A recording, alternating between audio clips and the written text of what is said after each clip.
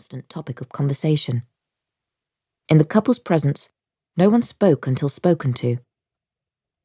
The footmen, working in unison, slid the chairs away from the table, poised for when Ayesha and her daughter sat down. "We'll both have boiled eggs, whole wheat soldiers, and freshly squeezed orange juice. Please can I also have a homemade yogurt with blueberries and a green tea?" She looked at her daughter's hopeful face. "Stella will also have a bowl of chocolate crispies." "Yes, milady." Ayesha tied a napkin around Stella's neck and tucked an errant curl behind her ear. Next to one place was a child's guide to ponies, and by the other was a daily folder. Mother and daughter opened both with great solemnity. Prepared by a junior secretary, Ayesha's contained her future appointments and recent press clippings, photographs of herself at various parties, and mentions in gossip columns. Newspaper editors and photographers loved her. Lady Sleet personified glamour. She was ravishing, exquisitely groomed, consistently chic, wonderfully wealthy and titled. Even better, she was a beauty with a backstory, the daughter of the Earl of Trelawney, raised in an Indian palace by her stepfather, a Maharaja. The press's only disappointment was the lack of scandal. So far. Everyone knew it was a matter of time. Muck follows brass, and what goes up eventually falls. She was Sir Tomlinson's fourth wife. The previous ones had lasted less than 5 years. This one had done 8.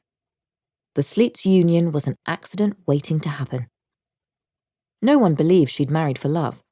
They were correct.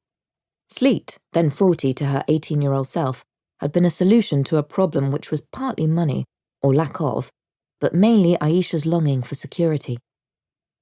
Orphaned at 17, she was evicted by one family and disowned by the other. Sleet offered an instant, wildly indulgent pre-packaged life, complete with private aeroplanes, yachts, more clothes than she could wear, drawers of jewels, and best of all, for their wedding present, he bought and gave her Trelawney Castle, home to her father's family for 800 years. She loved, too, that he'd known her mother, Anastasia, and she was happy to hear story after story about their time at Oxford University. Like a child trying on a grown-up's pair of high-heeled shoes, she struggled to find balance and slipped around in a world better suited to someone else. To give her life more substance and her marriage more gravitas, Ayesha created a narrative in which she was the heroine and her husband the misunderstood hero. They were, so her story went, injured people, healed by mutual love. Both were illegitimate and were told their births had ruined other people's lives. She explained his flashes of cruelty and vulgarity as byproducts of childhood wounds, and mistook his need to control for caring and his grandiosity for generosity. In the early years of her marriage, Ayesha had nothing to do but wait for her husband to come home. For a man stimulated by the unobtainable, her availability bored him. Ayesha spent her days shopping, buying clothes which the chauffeur carried from the store to the car and into the house for the maids to hang in colour-coordinated obsolescence in her wardrobe. She had 48 pairs of red shoes, each with a slightly different detail. There were 90 camel-coloured cashmere sweaters, 80 unworn. She fussed over shades of lipstick and read parts of glossy magazines and romantic novels. The birth of Stella and her enrolment at the Courtauld Institute, where she took a first-class BA and was now studying for an MA, were transformative. She was still lonely, but her days had intellectual content.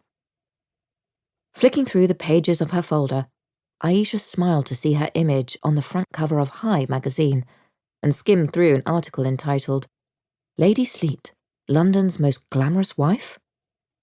The pictures were flattering, but she was irritated to be described as a socialite. No one took her studies seriously. She made a note to employ a PR agency to work on changing her descriptive pronoun to art historian.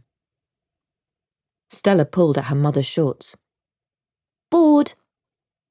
Ayesha stood up, her napkin falling to the floor. She bent to pick it up. A footman got there first. She smiled at him apologetically. It was his job, but she